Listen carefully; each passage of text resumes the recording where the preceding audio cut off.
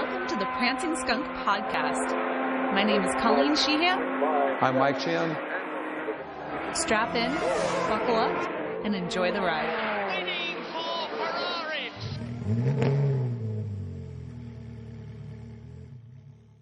So on the last podcast, we started in the beginning, talked about how you got started in the Ferrari world.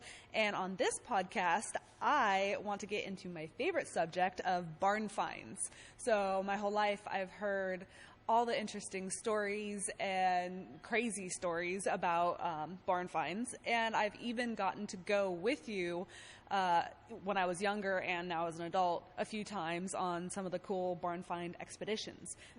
My favorite one that has always stuck in my memory is the buried cars. So let's start with these Ferraris that got buried in the middle of nowhere and just the story on those. Well, there's been some cars that have been stolen over the years, and the thieves suddenly realized that there's not a lot you can do with a stolen Ferrari, so some of them were buried. One was a Dino, another was a 250 2+2, but essentially by the time you dig them up, they're pretty destroyed. We were never involved in any of those simply because it's not an avenue I wanted it to go down. There's always too many directions to go in this business, too many things to chase, and those were not worth chasing.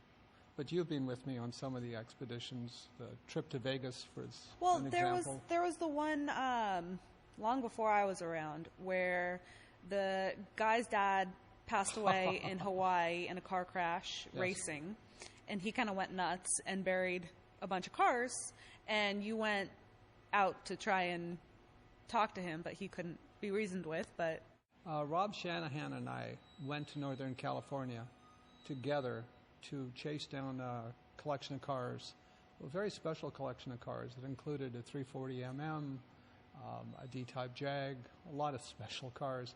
And the crazy owner, the quick story is that the father owned a sawmill, a lumber mill in Northern California.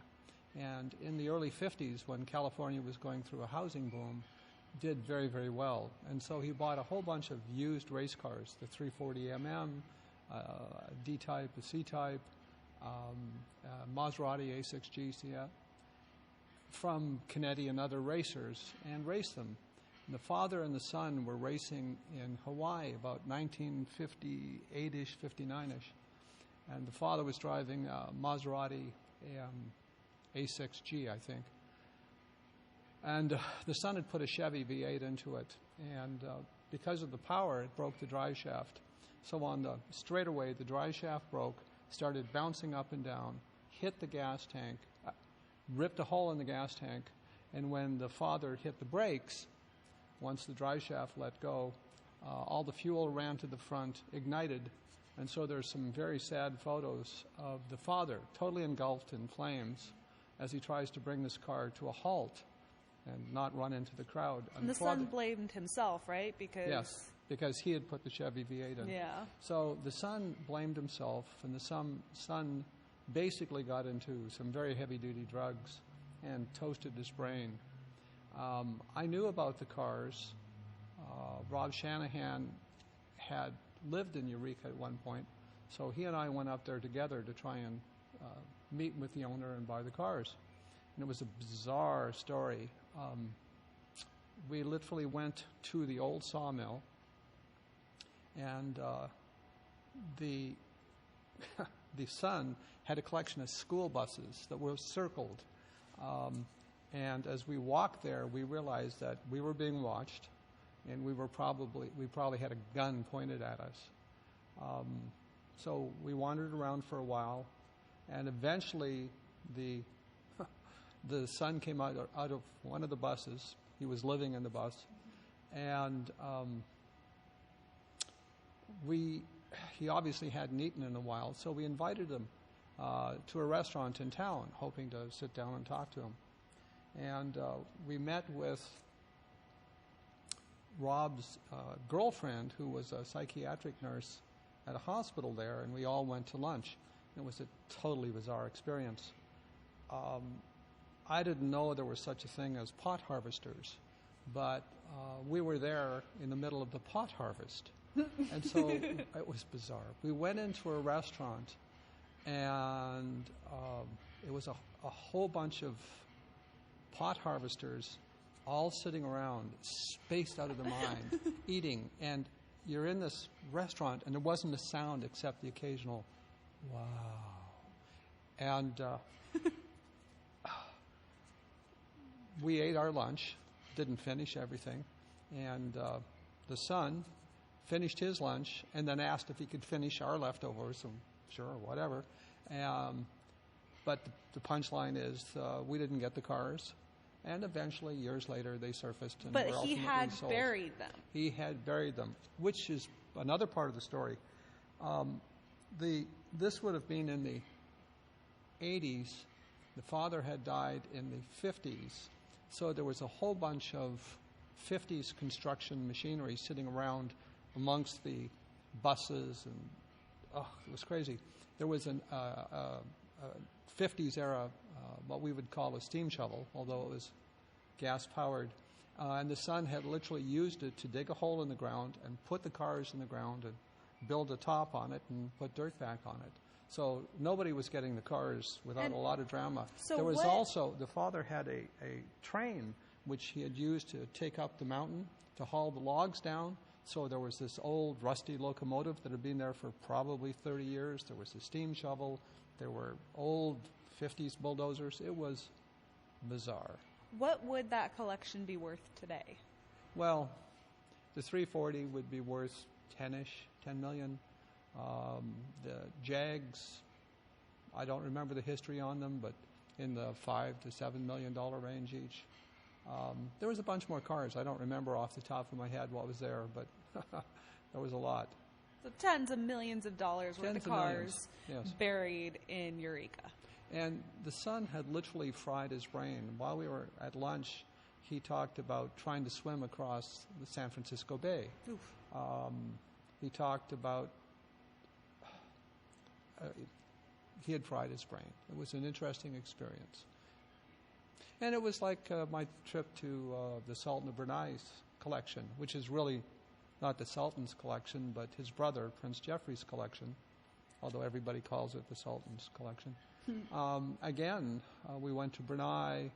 It was a bizarre experience. And we didn't get the cars. Well, we'll do a whole episode just on the Sultan's collection, because that one, that not many people have had the opportunity to go there and see the cars. It's kind of almost a thing of legend in the car world. So, well, the other problem is the mechanics who work there certainly know what's there, but they all had to sign non-disclosures. Yeah, well, it seems pretty public what's there. It's just no one can go there is the thing. So that's what makes it mysterious, and what draws people towards it is everyone knows, but nobody can see it. Well, part of the fun of barn finds is the chase. Oh, yeah. And the cold, hard reality is that you don't get all of the barn finds. You don't get half of the barn finds. Maybe you get a quarter of the cars you go on the chase. But that's the fun. If nothing else, it's certainly an interesting experience. Another time, I went to Caracas in Venezuela to buy a 250 TDF a lot of years ago. And how does the TDF end up in Venezuela? Well, people don't realize this, but in the 1950s, Venezuela was a very, very functioning country. It had massive oil reserves, some of the largest oil reserves in the world, and so they were printing money. It was before the commies took over. It was before Chavez. It was before Maduro. And there was a lot of money. There was a lot of racing in South America. And so a lot of cars went to Argentina, to Brazil, and to Venezuela. And once the economy collapsed, the cars were basically marooned there. Most of the cars, if not all of the cars, have been drug out of Brazil and Venezuela and Argentina. There's really nothing left. But the TDF is probably one of the last great cars. The person who had it was the distributor for tractors. I forget what brand, Caterpillar, I think, perhaps Deere. So I flew to Caracas, met with him, spent a few days there, looked at the car, looked at some other cars, and ultimately the car was shipped out. Unfortunately, it wasn't secured very well in the container, so it went back and forth. Oh, back it became and a forth. short wheelbase. It became a short wheelbase. But, we sold it to a client in Australia. It passed through our hands several times after that. So it's come and gone.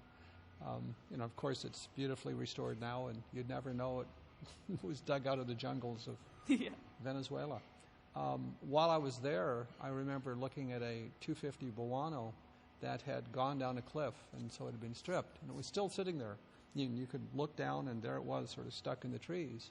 And that car was eventually dug out too. I didn't think it was feasible, but somebody managed to dig that out.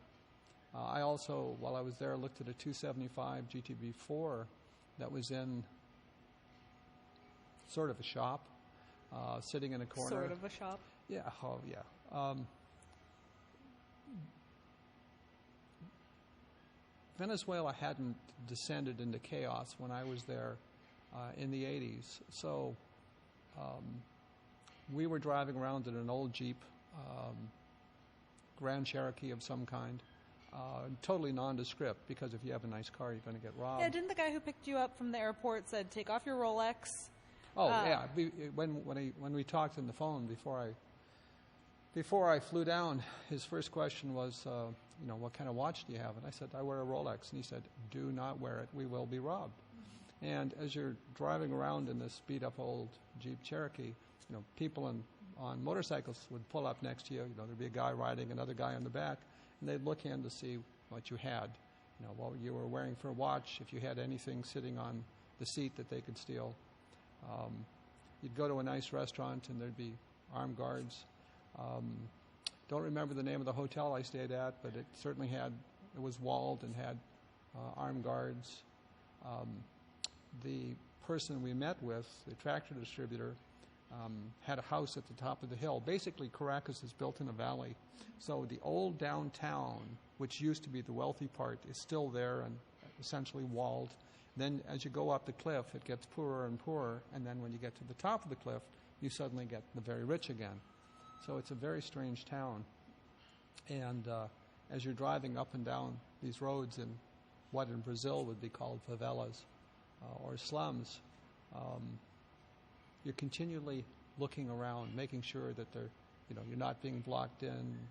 There's not too many guys on motorcycles next to you, and so forth. Not a good place. I wouldn't go there today. It'd be crazy. Yeah, well, yeah. It's a lot different now than it was. Plus, it's hard to imagine there'd still be any cars worth getting out of there at this point. Not in Venezuela, not in Brazil.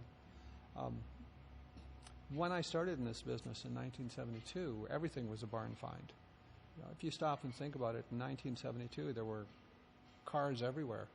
A lot of what you would do is simply track down a car and make an offer and see what happened. The second Ferrari I ever bought was a 212 Vignale Cabriolet, serial number 125. It was sitting in Palos Verdes. I paid $850 for it. And we were able to get it running. So we had brought gas with us and a battery. We put gas in it, we put a battery in it, started it, and I took it for a drive around Palos Verdes with the top up.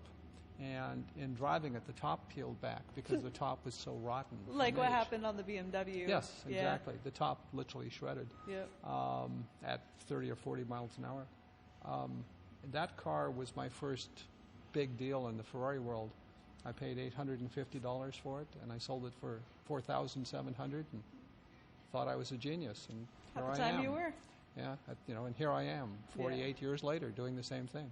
So a lot of people, barn finds, it's funny because I've had some people comment, they're like, so for instance, the Daytona Spider that we just sold, it was a barn find. And a barn find doesn't literally mean it was found in a barn. A barn find simply means a car that has been tucked away somewhere, unseen, untouched, for a very long period of time, 20, 30, 40, 50 years. And so the Daytona we pulled it out of a storage unit here in Orange County, and it had been in the storage unit in pieces for 35 years. And if you drove past this storage unit, you would never imagine that there's a $2 million car in pieces sitting there just in one of the little stalls, in one of the little units. And so that's the definition of a barn find. However, there have been a couple times where we have pulled stuff out of literal barns. One time, my dad and I went to, where'd we go? South Carolina, Virginia?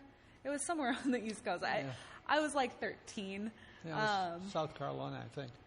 Yeah, and It was right near the Honda Jet factory. Oh, of course, airplane. So you remember. I remember the airport we flew into. Yeah, we went there, and we drove out middle of nowhere to a farm, and they had miniature horses. They had little ponies, and that was their thing. They raised miniature horses, and so it was the cutest little farm with these big pastures with the mini ponies, and me being 13 with the white fences. It was so cute. But they had an actual barn. They had 2 barns, one for the horses and one for the car. That one was a SWB. No. Alloy body, 275, long nose, torque tube, 6-carb. A very special car. And how long had it been sitting there for? Since the Iranian Revolution, the owner was a helicopter pilot in Vietnam who, after Vietnam, went to work for Bell Helicopters, ended up training Saudi and later Iranian pilots. He was in Iran when the Shah was overthrown and, of course, got out of Dodge. He had bought the car while he was in the Middle East, and it had been literally parked at his horse barn since, well, sometime in the probably 70s. So it had been sitting there at the time 30 or 40 years. And at the peak of the boom in about 1988, 89, I had offered him $700,000 for it, and he turned it down. And then when we had the second boom, about 2007, he called and he said, "Do you remember me?" And I said, "Of course." And he said, "Do you remember my car?" And I said, "Of course." And he said, "Do you remember what you offered?" And I said, "Yes, 700." He said, "Is the same offer still good?" And I said, "Yes." And he said, "Sold." So you and I flew back. We looked at it. We'd arranged to have a truck meet us there. Yep. And so we arrived a few hours ahead of the truck. We looked at the car. It was exactly as described. We looked at the barn. We looked at the ponies. It was really cute. The place was so remote that the trucker couldn't find it. So what we had to do was hop in a car and drive down to the town. Find the trucker. Which was literally a gas station. A one-stoplight town. Right. And then the trucker followed us out. We loaded it up. We handed them the cashier's check we had brought with us. We loaded it up, and we then went looking for more barn finds. And we drove up the coast looking at more cars, none of which made any sense, but we looked, we saw, we touched. So, as I said, the success rate in barn finds might be 25%. Yeah, but it's that 25% that, and plus when you find some of those cars, I mean, it's always so unique. Each one, the story behind it. Well, that's the thing about these old cars that attracts me and a lot of other people is they have stories behind them. And the barn find scenario just makes it even cooler, in my opinion. But the reason I mentioned the SWB, I got that one confused with... Yeah. So this one that we went to was the 275. The SWB was the one in a barn where the pet goat decided it was the perfect little ramming block. Correct. It was an alloy-bodied SWB. It had been at Don Fong's shop, which tells you how long ago, because Don Fong went out of business in the 70s. And it had gone to this paint shop / barn in, I believe it was Alabama, and it was there for about 30 years. And the person who owned it literally had a pet goat, because I took a picture of the pet goat. And the goat had rammed the car and really damaged the side of it. So once again, we had agreed on a basic price. We had agreed where the car was. We had agreed for a time, and the owner wanted to be paid in cash. At the time, the car was $400,000. So I had a duffel bag, an old racing bag, with $400,000 in cash. So there was the bag. Inside the bag was the box. The box had $400,000 in it. I flew in, was met by a friend, driven out there. We looked at the car, and as we're looking at the car, my truck, which had left California about 3 days earlier, showed up. The husband and wife wanted to know what the offer was, so I opened the bag, I opened the box, and I dumped $400,000 on the table. And the wife said, "How much is there?" And I said, "Count it." Because I knew that once $400,000 had gone through her hands and she had counted it, she was never letting it go. So they sold the car for $400,000. We loaded it up in the truck, and I went back to the airport and flew home. Yeah, like you said, it's not always, it's part of it is the search, the adventure of it all, the game basically. When we were racing, when we were doing the legend cars, I think I was 14 or 15 at this point, and we were in Las Vegas for the Nationals. The Legend Car Nationals, yes. Which is a story in itself. Yeah. And, well, eventually we're going to do a whole, probably a couple podcasts on different racing stories. The quick story on that is that the Legend cars had different age groups. And I was at the time 60-ish. So I was in the senior group. And we all qualified. We all lined up. The race started. We all went around. The race was over, and we all finished in the same place. No, Vegas. This one was the road course. It was the circuit track. Was it? Yeah. Oh, because that was the first time you put me in my Legend car was at a circuit track when Legends are made for ovals. Everything's offset to go left. And I had never driven the car before, so you stuck me in it and said, "There's the parking lot, figure it out." And it was the Nationals, so it was the most competitive race, and I had no clue what I was doing. But it was quite the learning curve. Yeah, throw them in at the deep end and see if they make it out. Yeah, it was kind of figure this one out real quick, or you're not cut out for this. Yeah, really. Anyway, that was a 250 2+2. And we figured out it was in a certain area of Vegas, a very old area of Vegas. So you and I literally took a map, and back when you could do maps, and I grid and drove the streets until we found it sitting. And that one was kind of crazy because, I was like, is that it? Because it was under a car cover, and it looked kind of 250 shaped. Well, the giveaway is the wire wheels. Yeah. I just recognized kind of that big, long shape. I looked at it, I'm like, I think that might be it, which surprised me because it was sitting outside under a cover, and obviously it had been sitting there for quite a while. Decades. Yeah, and we went up to the house. We knock on the house, nobody answers, and there was RV sitting there, and so we go up to the RV and we knock and nobody answers. We kind of hung out to see if somebody was going to show up, come home, something like that, and eventually nice little old lady comes out of the RV, and she apparently had abandoned the house because, we can kind of see like through the windows and whatnot, and it looked kind of a shambles. Hoarder's house.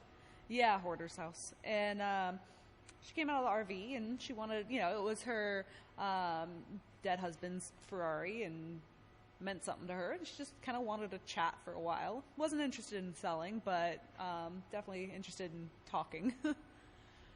But it always stuck out in my mind because you said, "Let's go find this car," and we drove around for a couple hours till we found that car. And feeling of accomplishment, even if we didn't get to buy it, was it meant something because it was one of many different introductions into the business, but that definitely stuck in my mind for a long time.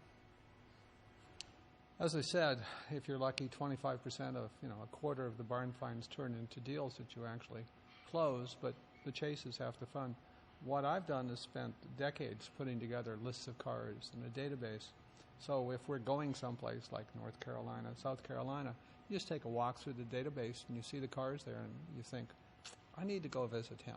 I need to check on this car. I need to follow up on that car. And there's still lots of barn finds. There's quite a few we know about that, we'll chase down one day. We'll see what happens next week. We may have a few more to add to the...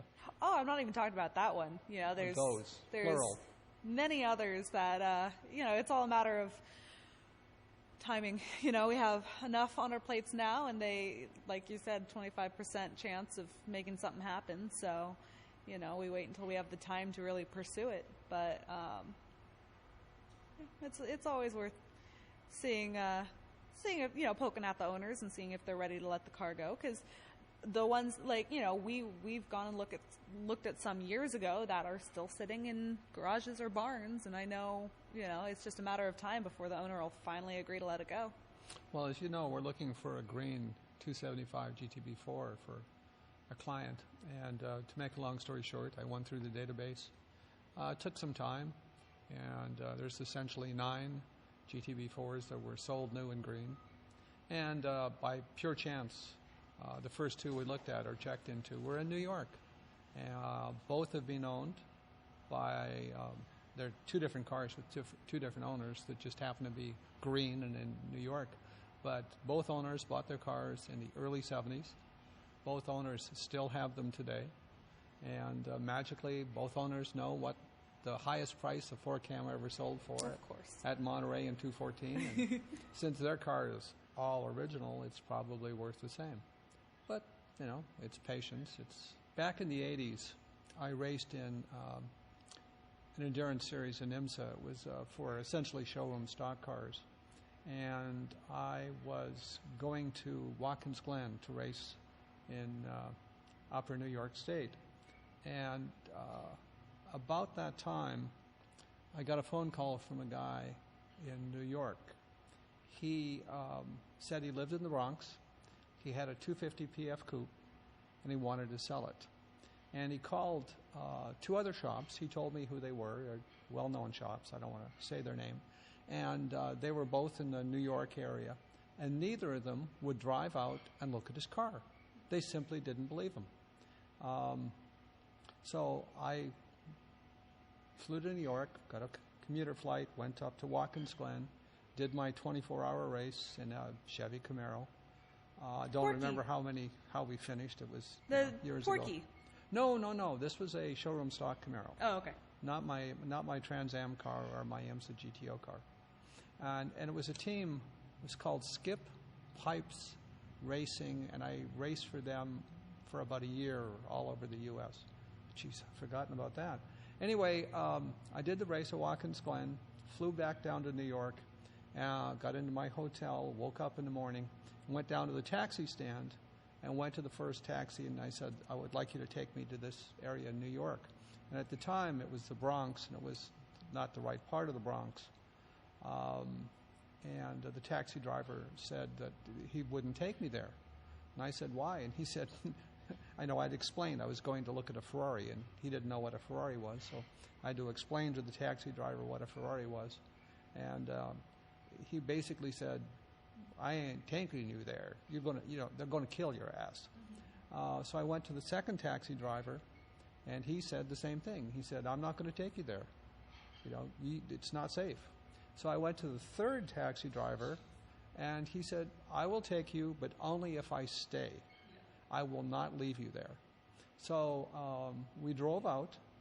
It was a very interesting situation. We drove out, and it was an interesting area. It was what New Yorkers call brownstone houses. They were 3-story houses, but they were wood, and they were actually very attractive houses.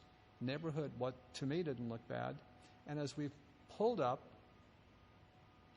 I could see there was a covered area, and I could see there was a Ferrari parked there. I could see the wire wheels underneath the tarp. So I knew that the guy was telling the truth. There was a Ferrari in the middle of the Bronx in the 80s. And the taxi driver and I parked and knocked on the door, and a woman answered, and she was white and blonde, which is not what I expected in that neighborhood. And it turns out she was a nurse, went inside. Her and her kids were there. Her husband was due back shortly. And when he came back, he was a black guy, really big. You know, he was well over 6 feet and built like a linebacker. And turns out he had bought all the houses around him back when they were dirt cheap, at $40,000 or $50,000, and was renting out the rooms. And he could do that because he was black, he was really big, and he could collect the rent.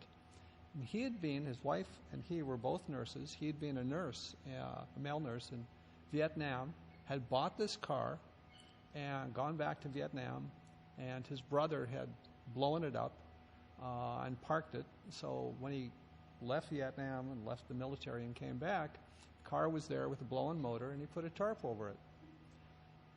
He had told me a price. It was a tax trade, a car and cash. And I looked at the car, confirmed the chassis number. I don't remember it off the top of my head. And I realized that the engine and chassis number didn't match. So I called back to my office, and I had one of my people look up the chassis number. I'm sorry, the engine number. And it was the engine number from a missing California Spider. So it turns out it was a 250 PF coupe with a California Spider engine, no question. I bought the car, really nice family. I had no problem with the deal. Arranged to have, I think he wanted a 57 Thunderbird and cash. Arranged to have both the Thunderbird and cash dropped off and the Ferrari picked up by a trucker friend. And when it came back, it was brought to us in California. We sold the car and got all of our money back. And we then sold the engine and made well over $100,000 on the engine.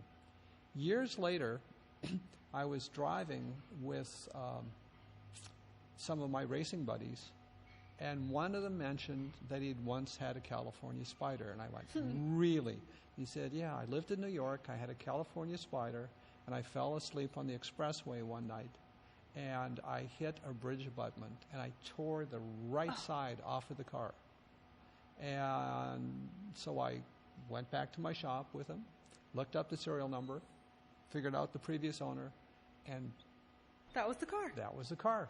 And now I knew what had happened to the car. Was it scrapped? Unfortunately, it was scrapped. Today, of course, it would be.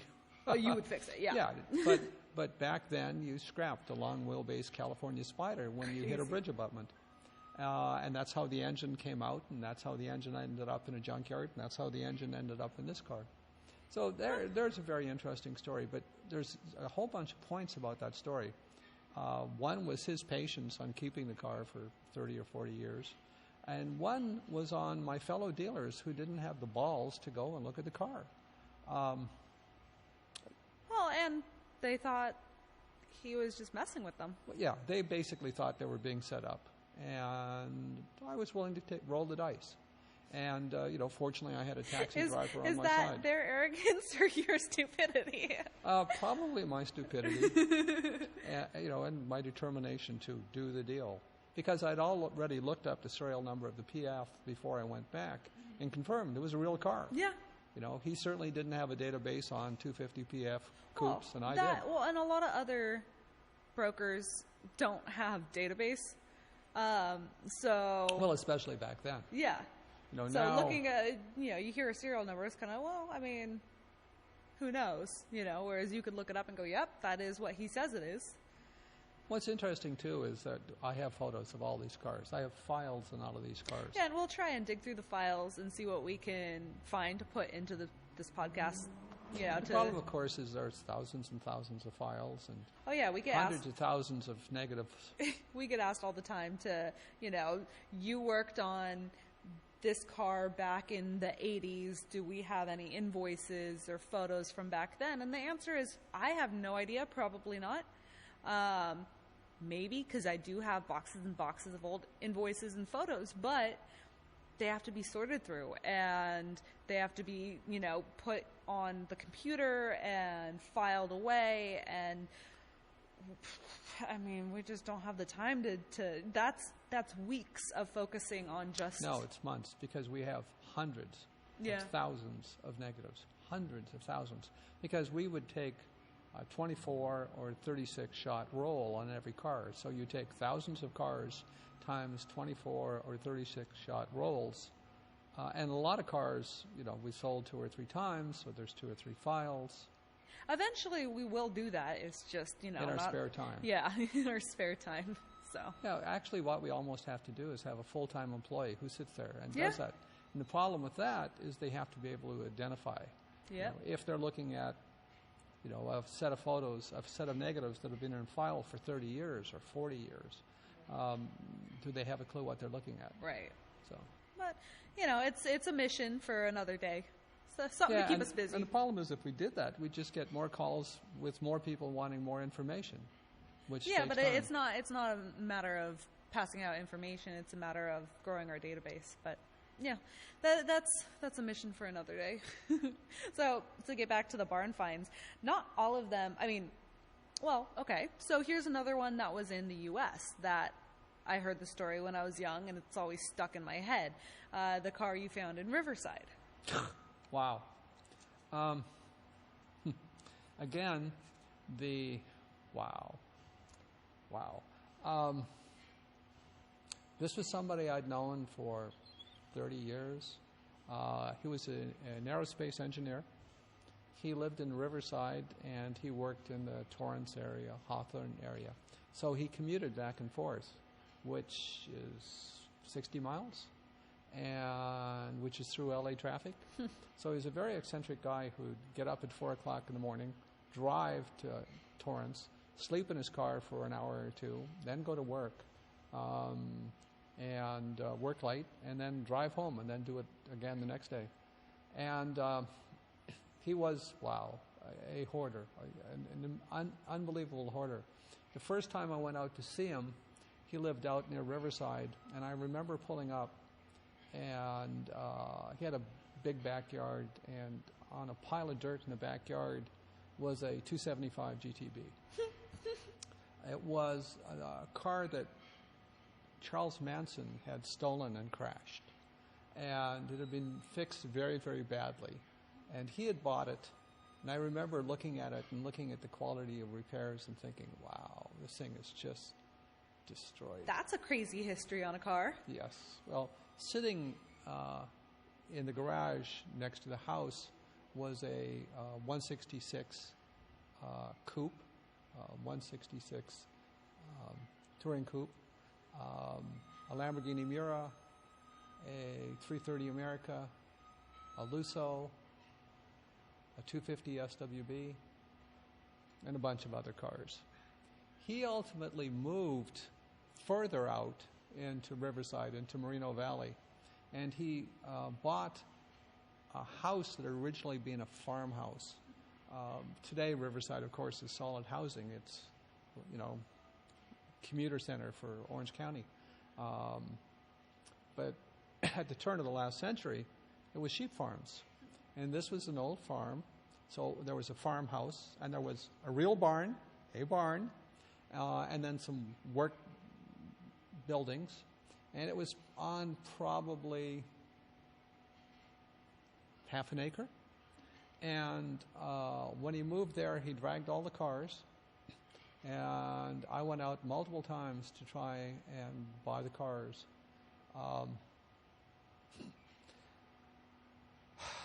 I would take him to lunch, and his wife had left him because the house was just trashed. And I was never invited inside the house. I'd go out there to meet him.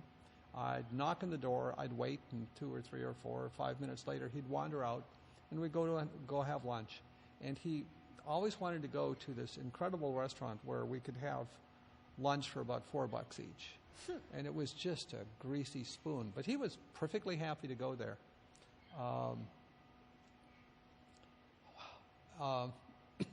In the end, he agreed to sell me,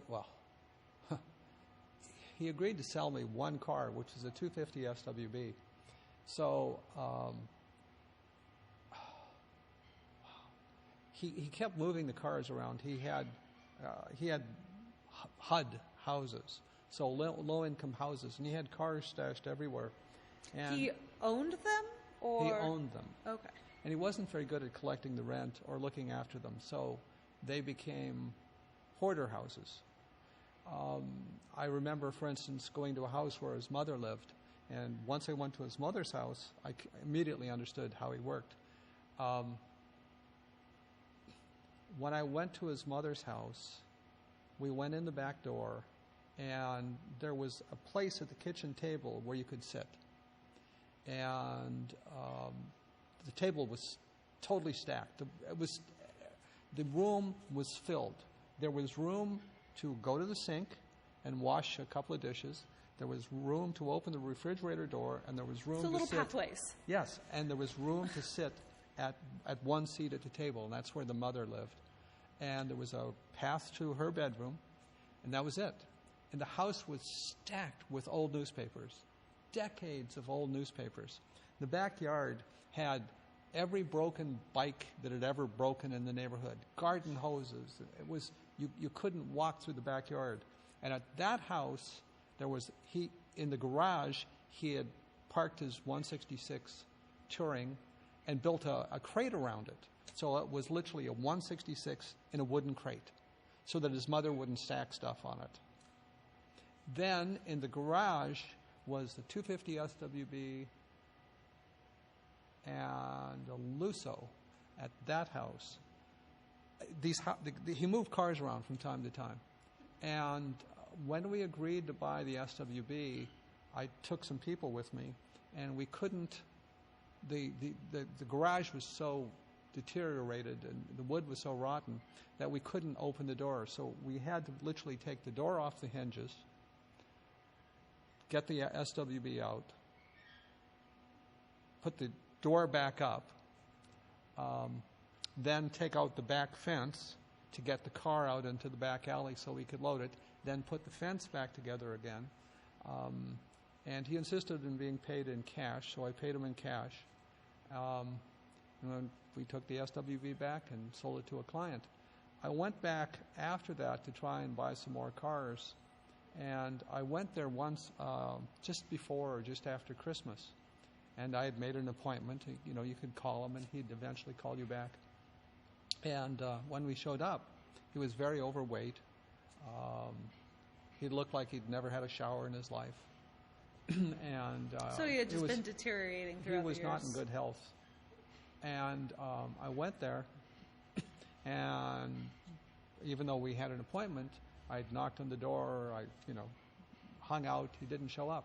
So I was worried, and I drove down to the police station, and I asked the police to go there with me because I was afraid he'd had a heart attack and died. And we went there, and there was 2 dogs inside yapping. So the police were afraid, like me, that he'd had a heart attack or committed suicide, because I didn't know this, but the police said a lot of lonely single people commit suicide around Christmas. Didn't know that. So the police went into the house, and he had 2 dogs, 2 little yappy dogs, and the dogs had shit everywhere. So the whole house, where you could find space, had about an inch of dog shit. And he'd cleared a spot from the back door to the bedroom and to a computer. So just like his mother, there was a path where you could go from the back door through the kitchen, dodging the dog shit, around the corner into the bedroom, and there was a desk with a computer that was on all the time and a bed. The entire house was filled with newspaper? Just like the mother. And the backyard was just trashed. There were, I think, every car he had ever owned was there. And the cars that were in the barn... Minus the SWB. Yeah, minus the SWB. He had moved the Lusso there by that time. Thinking about it, though, the fact that he was a hoarder and you bought that car from him must have been an act of God, because... He was desperate. Typical... They never sell. Yeah. Mm-hmm. What was he alive?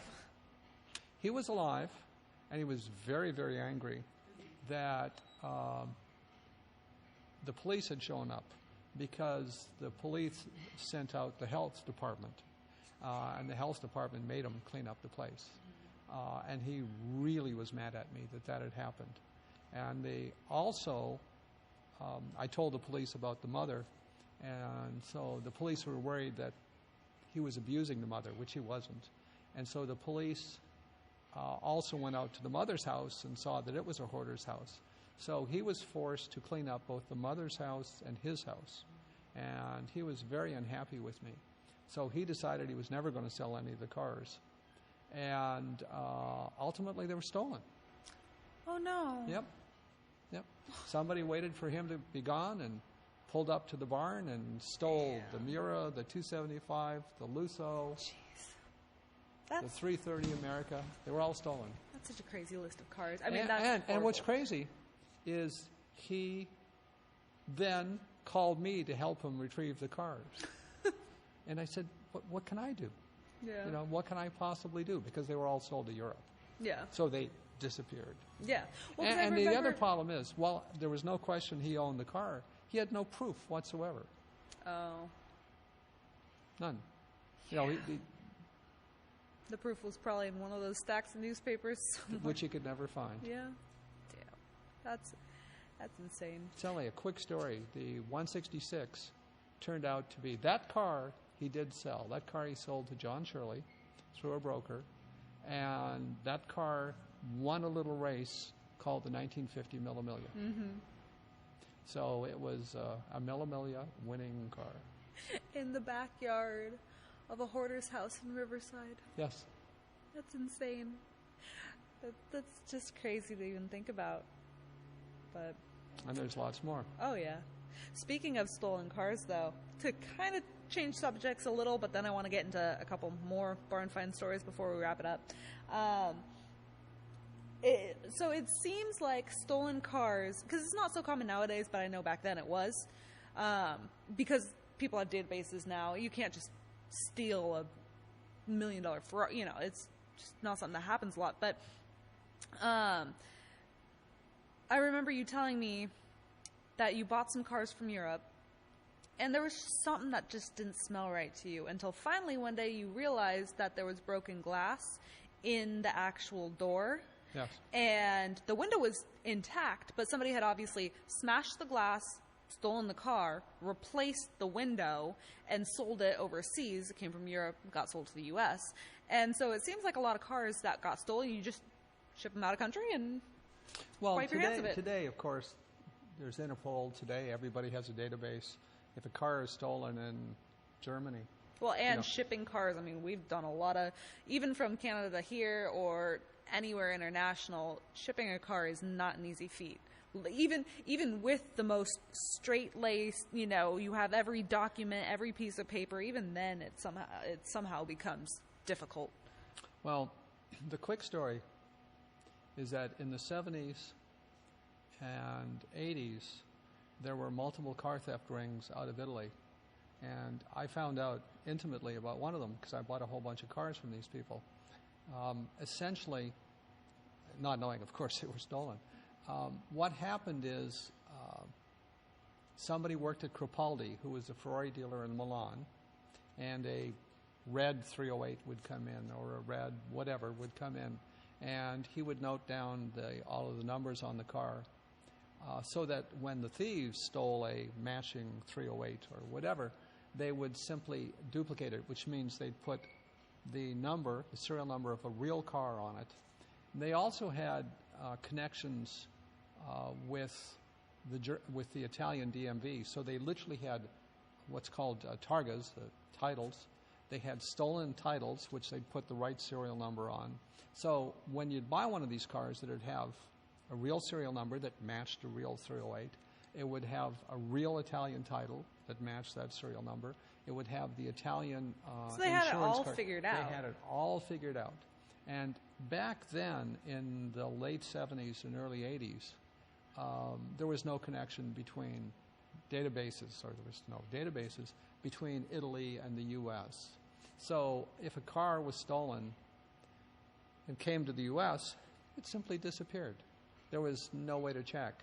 And when I started buying cars in the early 70s and started putting a database together, by the late 70s and early 80s, I realized that cars would pop up and the numbers wouldn't make sense. They would be out of sequence, or they wouldn't change all the numbers. For instance, they'd have changed the chassis number but not the engine number, or they would have changed the chassis number and the engine number but not the body numbers. And I remember the first time I telexed, back in the days of telex, the Ferrari factory trying to get Which some is help funny, from because them. you can ask any of my friends, I'm 28, any of my friends, what's a telex? Not a clue. Yeah, telex is pre-fax. Yes.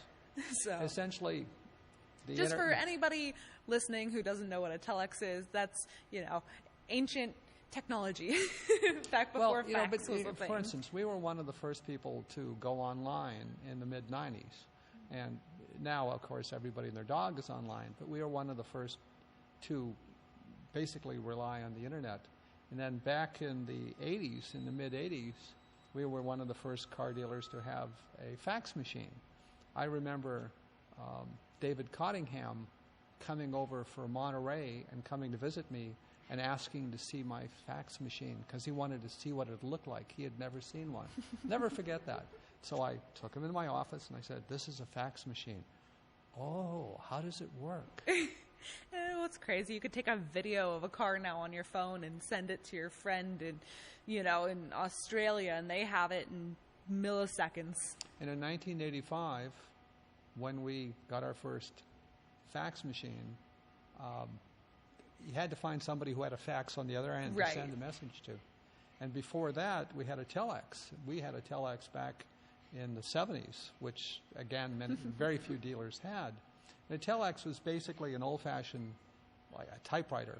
And you basically typed something, and it showed up in Switzerland or Holland or Germany. And if you made mistakes in your typing, it showed up on the other end. It was very laborious. Sending, you would literally type it.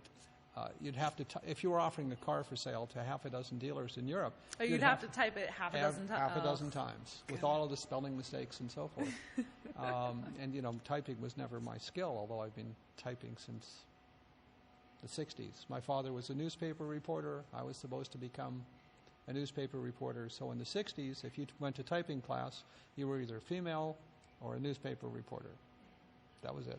We got a little off the subject. But, okay, so for stolen cars, I think actually we can do part of another episode just on that subject alone, because I know a couple times selling cars, we've looked, somebody will offer us a Dino, something, and we look it up in the database and go, that car was stolen a long time ago, and we haven't heard from it since, so we need to do some checking to make sure we can actually sell it, because if it still has a record of being stolen in Italy or somewhere, it's not a deal we can get into until it's straightened out. Well, as you know, we were offered a Dino about 2 weeks ago, and as soon as I looked it up in the database, it was stolen. Stolen, yeah. The punchline is, we know who it was stolen from, and we know it was stolen in 1974. But the question is, if the Dino shows up, if we try and sell it, is that person still alive? Right. Can you negotiate with him? Is his family still around? Is there a way to contact him? What's the legality of it? Yeah, it's... Because what you try and do, having over the years gotten stuck with stolen cars, if you sell thousands of Ferraris, you're going to have some stolen cars that cross your path, whether you like it or not. And what you have to do is try and find out who in Italy or Switzerland or wherever the car was stolen. Can you contact them or their insurance company, and can you negotiate a settlement, and can you buy the car? And then what you also have to be able to do is get the factory to cooperate to redo the serial numbers on the car, which we've done, and which is all it takes is a lot of patience and a lot of money. And the connections on knowing what to do and who to go to. It is luckily, we already know that part. Whether we like it or not, yes. Yeah, we've had those connections for a while, but having the patience to deal with the factory and the wallet to pay them whatever stupid high number they come up with is always, that's the more interesting part. But. Well, as you know, we dealt with the 330 GTC about a year or two ago. That was a stolen car, and to get the numbers straightened out and get the factory to change the numbers on the car was about a 1-year ordeal. You know what? We'll make it a stolen car episode / how to deal with the factory, because that in itself we could talk for an hour about. Yeah, and it's a moving target. Of course, but we'll get into it later. But I can think of a couple stories off the top of my head, engine restamps and Classic A, that it's an interesting subject. But to get back to the barn finds, so we've talked a lot about cars you found here in America, but they're not always here in America. There's Ferraris and Maseratis and Alphas and all kinds of cars hidden, and you did mention Venezuela, all over the world. And so one of the stories that you've told me that stuck in my head was when you went to Australia. And Australia is an interesting place because a lot of it is just nothingness. And so that's what I found so interesting. There's the suburbs, the busy spots, but for a country the size of the U.S., a lot of it is nothing. And so the fact that there's Ferraris in the middle of the nothing is pretty crazy. Well, in the 80s, I went to look at a group of cars, and the ones that got away were a pair of Alpha 33s and a 400 Super America. I flew into Sydney, of course, and then got a commuter flight to Brisbane, and was picked up by a guy who had a cattle farm. And we drove from the Brisbane airport to basically a 2-lane country paved road, which became a 1-lane road, which became a dirt road, and finally got to his cattle farm. And at his cattle farm, there was a barn, a real barn, because he had cows. And in the barn was an Alpha 33-4, one of only a couple of 4-liter. Was it sharing space with the cows, or did he have separate barns? It was sharing space with agricultural equipment. Ah. He had way too many cows to ever put in the barn. Oh, okay. So, no, the barn was simply a place where you stored your various agricultural equipment. And there was the Alpha 33. And, he had charged or put a battery in it. He fired it up. It sounded wonderful, but, it was dirt. The only pavement was the floor of the barn. So it wasn't going anywhere. And I looked at it. I fell in love with the car. I really wanted it. I then flew back to Sydney and got a commuter flight to a town between Sydney and Melbourne. And the airport was a dirt runway. And the terminal was literally the size of a gas station. And the client picked me up, and he had a 400 Super America Cabriolet that had been converted from left-hand drive to right-hand drive. And he had been I believe a BMW dealer, and retired in the middle of nowhere. And there was a car, and I negotiated with that. Then went back to Sydney and Melbourne and looked at a whole bunch of other cars, some of which I got. And then I flew to New Zealand and looked at an Alpha 33, which was in parts and which was trashed. And I really wanted the 400 and the 233s. Millimilia was coming up, so I left a deposit on both Alphas and flew back home, and then went to the Millimilia a few weeks later. And after the Millimilia, I went to the Alpha Museum, and I had introductions there and was allowed to go through their records. And I realized that they had no records. They had no clue. There was nobody there that had a clue. They couldn't tell me anything about the cars, the serial numbers. And so I made a mistake and decided I'd just walk away from my deposits. And years later, thanks to the internet and Alpha gurus, I was able to confirm that both cars were real cars. The 33-4 had been raced in a road race and then had been sent to Australia, and the farmer had bought it and taken it to his cattle farm. And the 33-2 that was in New Zealand was a real car that had gone to New Zealand and Australia, been raced and crashed and parked decades ago, and was really a 33-2 Daytona. So real cars. I didn't get them, and I didn't buy the 400 SA. I was outbid by Harley Cluxton. So I did get some cars in the trip, but those are 3 that got away. And it's really interesting. Probably the most interesting barn finds are the ones that got away that you didn't get. Yeah. Like the Sultan of Brunei's cars, as a quick example. Funny. Speaking of barn finds, I never even really thought of it before, but it's always interesting how you find stuff like that too, because sometimes it's a phone call from somebody randomly saying, I'm ready to sell. Sometimes it's driving by somewhere. Sometimes it's word of mouth. Hey, my neighbor's neighbor has this or that. So I have a personal collection of cars, odd BMWs, the Isetta, the 1930 BMW. We had the 1930 BMW. Well, that's what I'm getting to. We had my blue 1930 BMW that I've gone to numerous shows, taken it to Pebble Beach twice, lots of other shows. It's been in multiple newspapers and magazines and all kinds of places. And one time, some guy saw it in one of the magazines and emailed us and said, hey, you have a 1930 BMW. I have a 1930 BMW. We went, what? Please tell me more. Because there's no 1930 BMW. Like, there's very, very, very few 1930 BMWs here in the U.S. because nobody knows what they are. Nobody really cares. I mean, they think it's cute, but like nobody's willing to pay a bunch of money for one. And it's just an oddball kind of thing. So you just don't see them. Plus, a lot of them were destroyed in the war, so they're just not that common regardless of where you are. But when this guy emailed us, and so I take pride in the fact that my 1930 BMW is the oldest one in the U.S. that we have come across. And by serial number, you know, we had confirmed that. Well, this guy says, oh yeah, mine's a 1929.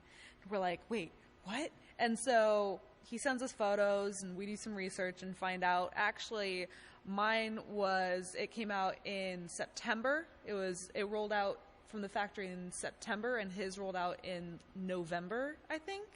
I can't remember. Yeah, it was something like that. So it's a couple months newer. So mine is still the oldest, but we kind of then went, well, is it for sale? And he went, make an offer. And we did. We ended up buying it. So now we own the oldest and the second oldest. Which needs a little restoration. Yes, it's kind of a bitza right now. And the cost of restoration exceeds the value of the car, but by what the hell? Quite a bit. But, you know, it's a project. But that's kind of how you come across some of the stuff like that. I mean, all kinds of ways. But that one was, my car was seen in a magazine and somebody just contacts us. And so it's always interesting to see how stuff comes about. You know, you never know. When you pick up the phone, when the phone rings in our office, you answer it, you never know what you're going to get. It's always interesting. You know, sometimes it's just a Dear Abby question. Sometimes it's somebody just wanting to sell their 550 or 308 or whatever. And then sometimes it's something really unusual. Well, as you know, we're negotiating to get a package of barn find cars, and we won't go into detail on what's included, but, you know, it's a package of barn find cars that I've been chasing since the 80s. And hopefully we'll have them very soon. We could do a whole video on it. Wow. And, yeah, there's a whole series of videos you could do. Oh, yeah, well, because it's a package of cars, so I get to do a video on each car and kind of go into details on just it as a collection. But, you know, that's a story for another time once we get the cars here and get into all that. But the point is that there's still lots of barn finds out there. I can go to the database and look up, well, as I mentioned earlier, on green 275 GTB4s. There's 2 that have been with the same owner since their 70s, and they're both in New York, and they're both green. Yeah. And, you know, at some point, they will be for sale. Yeah. The first one, when we contacted the owner and asked if it was for sale, the answer was never. Yeah. I haven't told you that. Yeah. Never. Okay, well, that means never while you're alive. But when you die, your kids aren't going to want your car, and your grandkids aren't going to want your car. Yeah, very All unlikely. they're going to care about is how much it's worth. I've had multiple friends who, I mean, like attracts like, so because I'm, you know, into cars, a lot of my friends, mostly my guy friends, couple of my girlfriends, they're into cars. But I've had friends who don't care about cars, and they'll come to the showroom to meet me or whatever, and they'll go, wow, what's that worth? And I don't know, it could be a 308 worth 60 grand, or sometimes it's been a Lamborghini Countach Periscopio worth $1 million. And they go, who would spend $1 million on a car? And just the thought to them is incomprehensible, because $1 million, I mean, it buys you a hell of a lot of stuff, you know, but it's a whole different world. It's what you're into. I mean, think of the money people spend on art, you know, but anyways. Or 250 TRs or 250 GTRs. So there's still the kids that are into cars, but a lot of them, if they're inheriting a 275, I mean, shoot, the number of people that can't even drive a stick anymore. So it's like, okay, I just inherited a car that is worth enough I can buy a house or 2 or 3, and I can't drive the car anyways, and if it ever needs a service, it's going to bankrupt me, so probably time to sell. Well, if you consider the 275 GTB4 that I mentioned, with the man in New York who will never sell, I don't know how many kids he has or how many grandkids he has, but let's assume he has 2 kids and 4 grandkids, and he passes away, and there's a 4-cam, and it's worth, for a number, $2.5 million. That's enough for all of them to buy a house. Yeah. Yeah. Well, I think that's a good place to wrap it up for today. But yeah, there's so many different stories I've heard throughout my life that I'm so happy we have this opportunity to share them, because I've always enjoyed them so much. So I figured hopefully the rest of the world will too, or at least our own little internet section of the world. Car geeks. Yes, car geeks, our little car geek family. So, yeah, next. Oh, and a lot of you guys probably already know this, but if you don't, we have a whole YouTube channel dedicated to car reviews. So there's the podcast. This is the 2nd episode. Hopefully a lot more to come. And eventually what I want to do is different clients and friends and brokers and people who come over, we'll see if they'd want to do a podcast with us, because everyone has interest. I mean, you know, some of the story, like from what I've heard from you and what I've heard from other clients and brokers. So, you know, just kind of getting all the stories out there, because people like you or Bruce or, you know, like, that have been in the business for 30, 40, 50 years, you got 30, 40, 50 years of stories to tell, and the world was quite different back in the 70s when you started. And but yeah, if you don't know, our YouTube channel with car reviews and now the podcast, so please, if you like this, support our channel by subscribing, hitting like, and comment. Let me know what you want to hear, because I want to make sure these podcasts are interesting for you guys. So whatever stories you want to hear, subjects you want to go over, stuff like that, questions you might have, comment and I'll write them down, and I will try my hardest to eventually get to all of them. So thank you guys. I hope you enjoyed, and we'll do another one very soon.